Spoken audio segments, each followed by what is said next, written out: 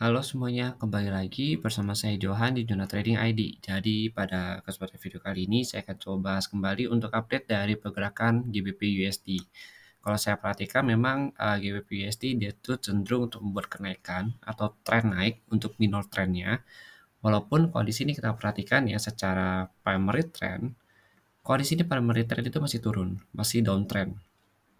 Di sini primary trend kalau kita ukur itu masih downtrend, belum ada tanda-tanda untuk dia pullback ke atas di sini di primary trendnya. Tapi kalau misalkan di minor trend sini kita udah kelihatan nih untuk tanda-tanda dia pullback. Yang pertama itu dia buat struktur harga naik, yaitu minor trendnya. Jadi kan kalau kita perhatikan ini kan primary trend turun. Nah yang naik ini itu adalah minor trend atau secondary trend, trend kedua. Ini masih kita anggap sebagai koreksi karena dia masih berada di primary trend atau masih berada di kawasan primary trendnya.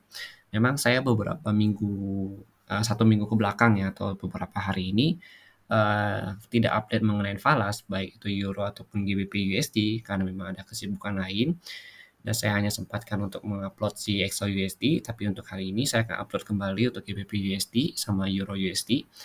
Terus kalau kita perhatikan di sini si GBP USD ini tertahan dia di area 16.099.996 ya. Sampai 17.615 ini adalah area supply-nya di sini. Ya, ini adalah area supply-nya dia.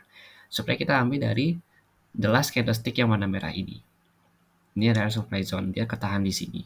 Dan kalau kita perhatikan sebenarnya dari struktur naiknya dia, ya kalau kita ukur begini, kalau kalian bingung ukur struktur naik itu begini. Nah, kalau begini struktur naiknya terbentuk. Nah, ini lagi bentuk nih, dia mau kemana? Kita tarik, kita geser. Nah, kita lihat kan syarat dia untuk naik itu kan adalah struktur naik, dia membuat higher height yang baru dan membuat lower height yang baru.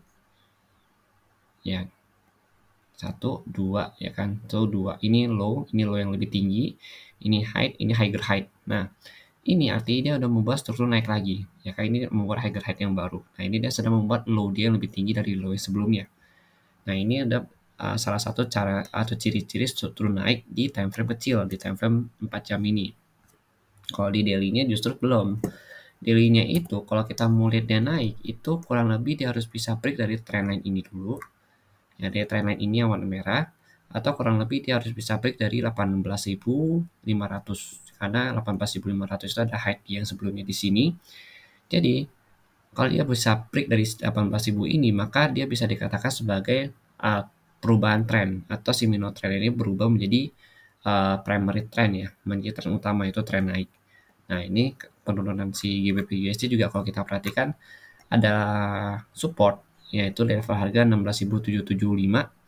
Lalu next support dia itu ada di ini support breakout dia ya. Support breakout dia itu ada kurang lebih di harga 16.300. Lalu ada lagi support yang mendekati area demand di 15.058 sampai 16.034. Jadi kalau dia mau naik, dia minimal dia harus retest dulu ke sini ya ke 18.500. Kemudian kalau dia turun, maka dia bisa potensi untuk retest ke sini. Sini 16.300, kemudian ke area demand-nya ini 15.058 kan 16.034. Baru dari sini kalau dia breakout trend line, minor trend line dia akan retest lagi ke atas sini, baru dia nanti turun kemana ke sini. Dan potensi untuk membuat lower low yang baru lagi gitu. Lower low yang baru artinya nanti dia bisa break dari sini. Mungkin dia akan retest lagi ke sini ke 14.133 kalau dia break dari trend line-nya begitu. Break trend line plus dia break dari demand zone sini. Karena ini ada demand zone dia menahan dari kenaikan dia saat ini gitu. Karena kan demand zone ini juga kita dapat dari struktur harga di sini, struktur harga naiknya. Jadi kalau struktur harga naik yang terbentuk adalah demand zone. Kalau struktur harga turun yang terbentuk adalah supply zone begitu. Nanti akan coba saya buatkan video khusus untuk membahas mengenai supply demand dan juga ada membahas mengenai volume juga nantinya begitu.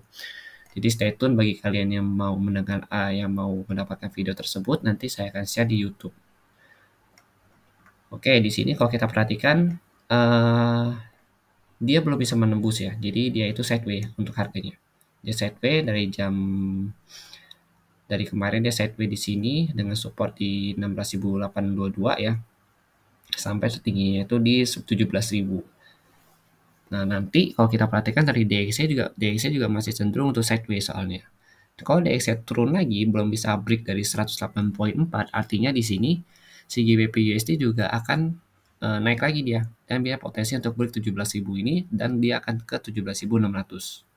Tapi kalau DXY-nya naik lagi ke atas, dia berhasil break dari 108.4 dan menuju ke sini 109 kembali.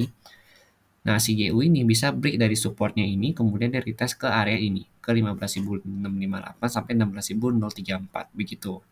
Nah, ini sudah break trendline minor, itu harus hati-hati, kita harus perhatikan lagi.